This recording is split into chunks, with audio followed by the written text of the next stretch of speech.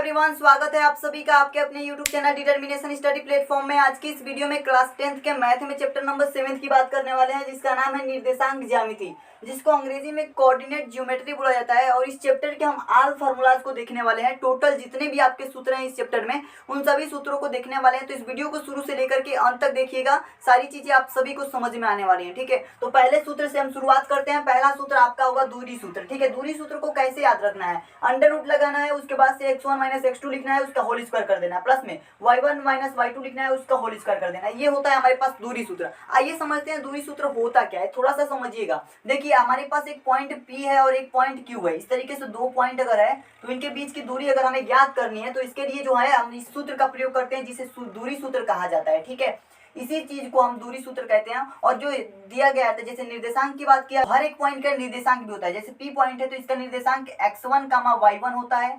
ठीक है, और Q बिंदु का निर्देशांक जो होता है हमारे पास x2, y2 होता है। और यहीं से हमारे पास फार्मूले का निर्माण होता है और वो दूरी सूत्र बनता है अंडर रूट में x1 माइनस x2 का whole square plus y1 minus y2 का होल स्क्वायर। ये सूत्र हमारे पास आता है दूरी सूत्र। ठीक है, इसी तरीके से आपको जो है सारी चीजों पर ध्यान देना है। ये हमारे पास हो गया दूरी सूत्र। थोड़ा सा समझ लेते हैं कि दूरी सूत्र का यूज कैसे करना है, यानी कि इस पे बेस्ड क्वेश्चन अगर आ जाएंगे तो कैसे आएंगे। देखिए, आपके पास जो निर्देशांक दिए गए हैं x1 y1 x2 y2, इस निर्देशांक के जगह पे कोई नंबर्स आपको दिए जाएंगे। आपके क्वेश्चन में जो है ये निर्देशांक जो है ये दिए जाएंगे। ठीक है, और उन्हीं के आधार पर यहाँ पे जैसे x1 है तो x1 की जगह पे जैसे 2 है तो y1 की जगह पे 3 है, तो इसी तरीके से x1 की जगह पे 2, y1 की जगह पे 3, इसी तरीके से जो जो मान दिया गया रहेगा उसको यूज करके आपको सॉल्व कर लेना है। और सॉल्व करके रूट में रहेगा तो रूट अंदर बाहर निकलेगा तो निकलेगा, नहीं निकलेगा तो वहीं पे उसका आंसर हो जाएगा। ये दूरी सूत्र होता है। दूसरा सूत्र हमारे पास आता है विभाजन सूत्र। विभाजन सूत्र में भी बिल्कुल ऐसे ही P और Q दो हमारे पास बिंदु है जिनके निर्देशांक x1 y1 है और x2 y2 है। ठीक है,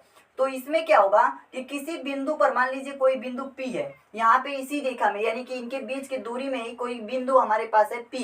ठीक है, और इस बिंदु का हमें निर्देशांक निकालने के लिए जब कह देगा तो इसका मतलब कि ये जो है इस रेखा को m1 और m2 अनुपात में बांट रहा है।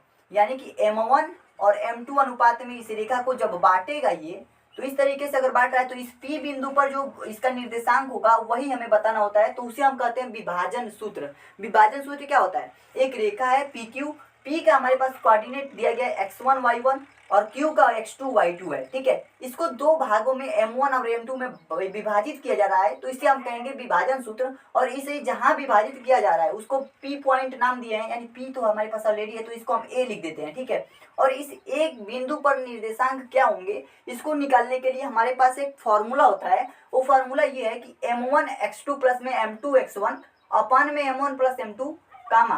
देखिए, हमारे पास क्या होता है कि जो निर्देशांक होते हैं ना उसमें केवल एक x का टर्म होता है, फिर एक y का टर्म होता है। तो ये हमारे पास x का टर्म है तो m1 m2 दोनों में रहेगा। ठीक है, m1 m2 इसमें भी है, यहाँ पे x2 आ जाएगा, यहाँ पे x1 आ जाएगा। इसी तरीके से m1 y2 प्लस में m2 y1 अपन में m1 प्लस में m2, बिल्कुल सेम फार्मूला है m1 m2 m1 m2 m1 m2 m1 m2। आप इस तरीके से याद रखेंगे और उसके बाद से पहले वाले में x2 x1 लिख देना है, दूसरे वाले में y2 y1 लिख देना है। तो इस तरीके से आप इस फॉर्मूले को याद कर पाएंगे और आसानी से। जैसे क्या होगा कि इसमें जो है अनुपात जो विभाजित किया जा रहा है वो अनुपात भी दिया रहेगा, तो अनुपात का यूज हम किसके जगह पे m1 और m2 के जगह पे करेंगे।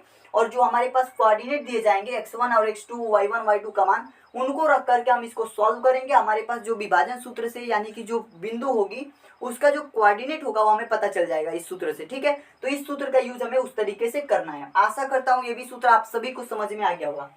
तीसरा सूत्र हमारे पास है मध्य बिंदु का निर्देशांक। जैसे हमारे पास कोई, मान लीजिए कि ये P बिंदु है, ये Q बिंदु है। ठीक है, बीच की दूरी निकालने के लिए इसका प्रयोग करेंगे और विभाजन सूत्र के लिए इसका प्रयोग करेंगे। मध्य बिंदु के लिए मतलब कि यहाँ पे इसके बीच में कोई पॉइंट हमारे पास B है। ठीक है, और इस B पॉइंट का निर्देशांक हमें बताना है, तब हम इस सूत्र का प्रयोग करेंगे, जो कि आप देख पा रहे हैं x1 प्लस में x2 अपन में 2 और कामा में y1 प्लस में y2 अपन में 2, x1 प्लस x2। ठीक है, अपन में 2 रहेगा, y1 प्लस y2 अपन में 2 रहेगा। निर्देशांक का मतलब होता है कि एक x वाला टर्म एक y वाला टर्म। इस तरीके से आप याद रखेंगे तो मध्य बिंदु का निर्देशांक आपको याद हो जाएगा।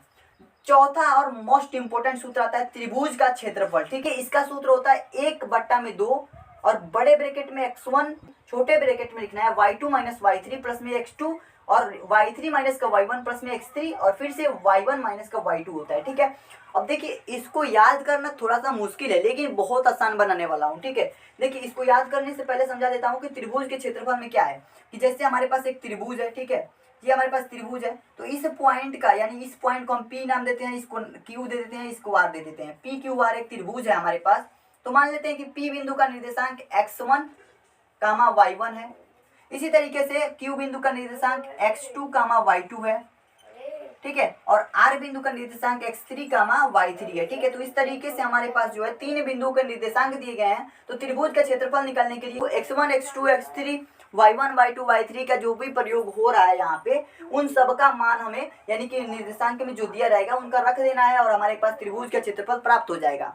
अब इस फार्मूले को, ये जो लंबा फार्मूला दिख रहा है, इसको याद करने का तरीका क्या है? तो देखिए इसको याद करने के लिए एक बेस्ट तरीका आप लोगों को बताने जा रहा हूँ। जैसे मान लीजिए उसको याद करने के लिए आपको एक गोला बनाना है। ठीक है, एक गोला बनाने के बाद से आपको 1 से शुरुआत करनी है, यहाँ पे 2 हो जाएगा, यहाँ पे 3 हो जाएगा। ठीक है, इस तरीके से आपको समझना है थोड़ा सा, 1 फिर 2 फिर 3। ठीक है, इस तरीके। तो देखिए इसको याद इस तरीके से करेंगे कि जब हम 1/2 हमने लिख दिया, कॉमन ले लिया, ब्रैकेट बनाएंगे, जब हम x1 को ले रहे हैं यानी 1 को जब लेंगे तो यहाँ पे x1 जब लिखेंगे तो ब्रैकेट में हम लिखेंगे y2 माइनस का y3। ठीक है, y2 माइनस का y3। जब हम x2 को लेंगे बाहर तब हम ब्रैकेट में लिखेंगे y3, यहाँ पे 2 हमने ले लिया तो आगे बढ़ेंगे, y3 माइनस का y1 लिखेंगे। ठीक है, इसी तरीके से जब हम x3 को लेंगे तब हमारे पास आ जाएगा y1 माइनस का y2 आ जाएगा। ठीक है, तो जो कि आपको इस फार्मूले में दिखाई दे रहा है। तो यहाँ पे थोड़ा सा आपको नजर मारना है और इस तरीके से आपको जो है फार्मूला बना करके लिख देना है। और आशा करता हूँ आप सभी को इस चैप्टर का सारा फार्मूला समझ में आ गया होगा।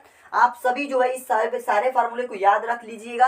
इन पे बेस्ड क्वेश्चन मैं कराऊंगा, जल्दी कराऊंगा, और जो भी एनसीईआरटी के एक्सरसाइज हैं उन सभी क्वेश्चन को कराऊंगा। आशा करता हूँ आप सभी को ये वीडियो पसंद आई होगी। मिलते हैं नेक्स्ट वीडियो में दोस्तों, तब तक के लिए धन्यवाद।